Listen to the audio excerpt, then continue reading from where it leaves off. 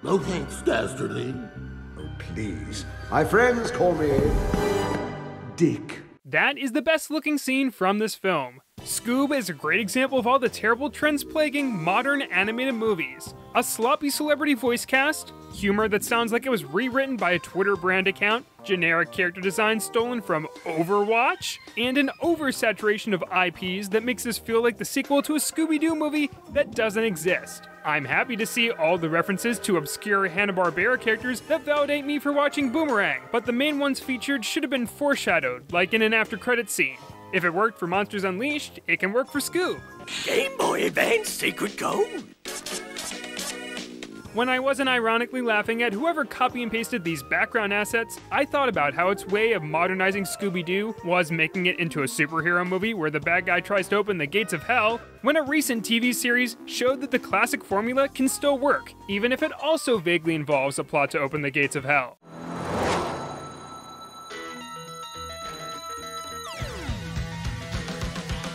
Quick warning, this video contains light spoilers for Scooby-Doo Mystery Incorporated. Since the whole series builds towards one big mystery, I'm going to avoid talking about the finer details of the plot, but I might mention the conclusion of a random episode or show an out-of-context clip like this. We have a missile? Got it? Good. Now let's solve the mystery of how a show like this became emotionally compelling. I'm tired of being afraid. I have feelings, world, for Traps and Daphne. If you ask me what my favorite Scooby-Doo incarnation is, I'll do my best impression of the villain from Scooby-Doo 2 Monsters Unleashed, whose name is Evil Masked Figure. Mystery Incorporated! What made this incarnation of the franchise so unique was the talent that worked on it. Creators Tony Cervone and Mitch Watson were veterans of Warner Brothers that proved they could inject new life into the Looney Tunes, but the new team they hired brought together artists that had worked on a wide variety of projects. All of the talent involved pushed the team to continuously raise the bar, giving way to a cinematic presentation, an ambitious series-long story arc, and an unrelenting focus on the 3 R's: Rear, Rude, and Rashlights. Wait, wrong letter. I was gonna do a portion of this video where I started every word I said with an R, but I think this show marks the beginning of full sentence Scooby. Ro, Ri, Rest, Ri, Rant, Roo, Rat. Ruck.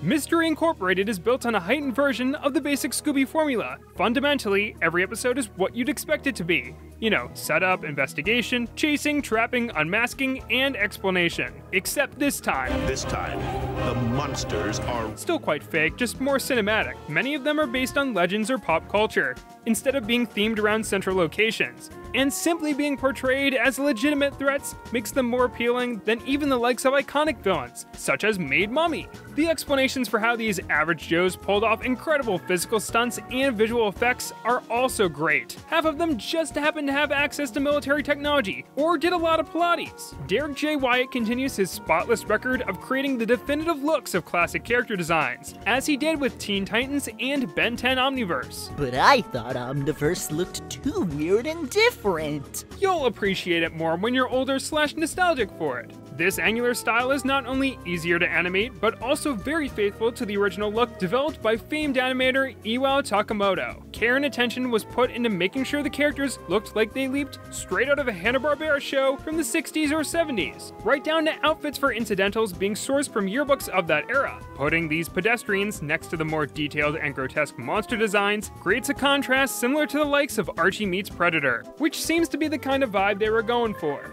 The backgrounds have the eerie depth and texture found in those from Where Are You, but cranks up the level of detail and especially color. No matter if a scene is taking place in the day or night, in or outdoors, the eye is always drawn to the light source. The characters even have slight variations in their color palettes depending on if the light they're standing in is natural. We literally get to see so many shades of the setting, because this is one of the first Scooby shows to take place in a single location, the small tourist trap town of Crystal Cove. A lot of the investigations are confined to neighborhoods and shops instead of gothic manors and renowned destinations, but this also means that there's now a supporting cast. We get to meet the parents of the Mystery Inc. members, and they occasionally help solve or kick off a mystery. They don't do a ton, but that's okay, because the bar for how relatives of the gang are treated in this franchise hasn't been set very high. This is my uncle, Bobby Flay. I came to enjoy the likes of the Noseless Sailor, Skipper Shelton, and incompetent cop Sheriff Bronson Stone.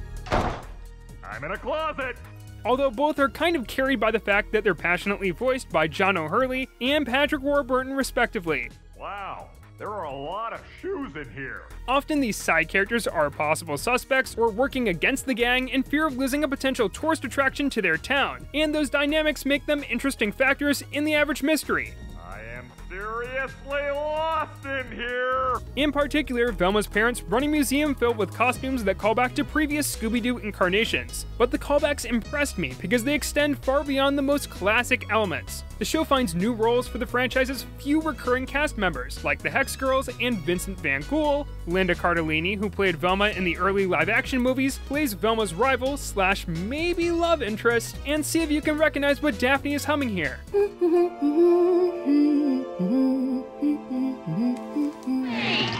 Scooby, Scooby-Doo, looking for you. Scooby, Scooby-Doo, where are you? I feel like these references might be here to make up for the lack of Scooby tropes that you've come to know and, well, love is a strong word.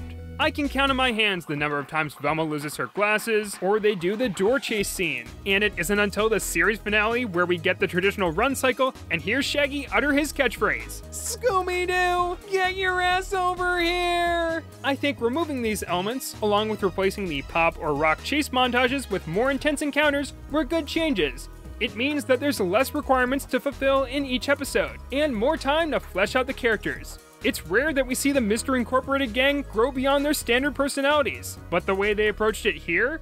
Stop it, Shaggy. I'm not stupid. Are you cheating on me? I don't think this was handled well. The big mystery of Mr. Incorporated is satisfyingly telegraphed, and is well rooted in the setting and cast. However, only 12 episodes of Season 1 actually move this plot forward, because that's clearly not what the driving force of this show should be. Instead, much more screen time is devoted to the sexual tension between the core members of Mystery Inc. Shaggy and Scooby are the same as they've always been, but Velma, Daphne, and Fred have more personality than ever. They're sassier, have an eye for detail informed by their high-class family, or they're just a dumbass. A very lovable dumbass. Well, gang, looks like we've got another mystery on our hands. But Dad! However, their characterizations are diminished because most of their interactions are tied up with tedious back and forth between their love interests. Daphne very subtly hints at her feelings towards Fred, which he never reciprocates. Lots of different reasons are given for Fred neglecting her. He wants to live in the moment and plans on exploring relationships when he's older. Look, Velma, you're complicating things. Why have a separate relationship with Shaggy when the 5 of us already have this awesome relationship? He's afraid of damaging his masculinity. Get a hold of yourself, Fred. Be a man. Keep repeating. You're dead inside. You're dead inside. Or he doesn't want to put his loved ones in danger. It's just that people around me, people I care about, I keep losing them. I guess I'm afraid of losing you too, Daph. I think this and some of the other inconsistencies can be chalked up to Mr. Incorporated not having a formal writing staff and instead hiring freelancers that might not have all been on the same page. There's clearly a strong vision behind the show, but the character development isn't always a part of that. Fred's trap-obsessed obliviousness manages to make him endearing, even when he needs to act dramatically, although way too many of Daphne's moments involve her badgering him to take their relationship more seriously. Meanwhile, Velma has the hots for Shaggy, but he'd rather just hang out with Scooby. Velma can't accept this, and spends episode after episode selfishly trying to fix Shaggy, and chastises him for picking a dog over her. Shaggy does eventually return Velma's feelings, but at that point it's too late for both of them. Even after they move past it, this dynamic constantly hangs over the series, even though Scooby-Doo is a non-character within it. We don't get to know why he thinks Shaggy should pick him, we just get Velma's perspective. It's very strange that they didn't give the talking dog a chance to speak for himself. Hi, Poochie. You look like you've got something to say. Do you? Yes, I certainly do. Nobody milks Scooby-Doo. Sometimes the show jokes about how all of its men are selfish and uninterested in love, and that's prominent to an aggravating degree in episodes like The Secret Serum. It's got a funny bit or two, but Daphne's intelligence is compromised for comedy, and the villain looks suspiciously similar to this side character that disappears when the villain appears. I wonder why this is my least favorite episode of the season. The high point has to be the fan favorite Mystery Solvers State Finals. It's a non-canonical adventure, the best kind of adventure, where Scooby has to team up with all of the Hanna-Barbera mascots that ripped him off. The Scoob movie should have taken cues from this, because it pays respect to the source material while still delivering on the mystery we're expecting. It uses the characters for the kind of story they're meant for. You might walk away from it asking how one can perform CPR on Speed Buggy, but you won't be asking why Captain Caveman sounds like a middle-aged man who works at IKEA. Did you say IKEA? Nope. Following this one-off episode, the romantic arcs take a back seat to introducing a MacGuffin that fuels the remainder of the series. The mysteries drag in the citizens of Crystal Cove over time, even returning to explore people that were previously thought to be culprits or allies. It all culminates in the fate of the gang being in flux, when Fred learns a secret about his past. The drama might be a little cheap, especially considering its unorthodox emotional center, but everything comes back to the heart of the team, and the ending really begs the question of how Mystery Inc. is going to get out of this one. I waited 13 months to find out how Mystery Inc. got out of this one. You can draw a lot of comparisons between this and Gravity Falls. They both raise the same question. Why did their network stretch 2 seasons over 4 years? Mystery Incorporated went on hiatus after every half season. I think the first time it was off the air was for 7 months, so it could air alongside the Looney Tunes show when it returned, since that reboot was delayed from premiering in fall 2010. Network this fall, 2010. Really? But then Season 2 wouldn't premiere until over a year later, and even then, it wouldn't wrap up for another 7 months. I heard that Cartoon Network preferred to have them air in the summertime, but putting out new chapters sporadically didn't work well with a serialized show. Good thing CN didn't try that strategy again. Season 2 fixes most of the problems I had with Mystery Incorporated early on, but only after it makes those problems worse. In the premiere episode, The Night the Clown Cried, the gang doesn't solve the mystery. The ending is purposely unsatisfying to show how much they're incomplete without Daphne, who refuses to come back to the team after Fred broke her heart. Daphne's actions make sense, but I'm not a fan of how this mystery is dragged out for 3 episodes just to drum up some more drama. Fred and Daphne's seasonal arc is more meaningful and thankfully less prominent than it was in Season 1, but the way it's set up is frustrating enough to make an episode where Scooby-Doo drives a tank my least favorite of Season 2. The Night the Clown Cried also gives off the vibe that this season will be drastically different. Velma has been up to some sneaky stuff, Fred meets some suspicious new characters from his past, and Shaggy's hair slowly grows back. All of these elements either end up falling into the background, or become forgotten after the gang officially reunites. Although to my dismay, Scooby gets a girlfriend, and somehow he ends up having the most fulfilling relationship out of everyone in the group. The more meaningful changes are found in the execution and structure. The gang explores new settings beyond Crystal Cove, often giving way to some excellent action set pieces, like when Fred hijacks a plane or Scooby drives a pirate ship down a mountain range. There's also a wide range of episodes that revolve around random pop culture references. Season 1 had some of this, like the episode with a Cthulhu parody created by the very cleverly named author H.P. Haycraft. But Season 2 is relentless with its sheer number of in-jokes. You can still enjoy the series without understanding them, but now that I do understand them, it's both hilarious and sometimes obnoxious how often this show wears its influences on its sleeve.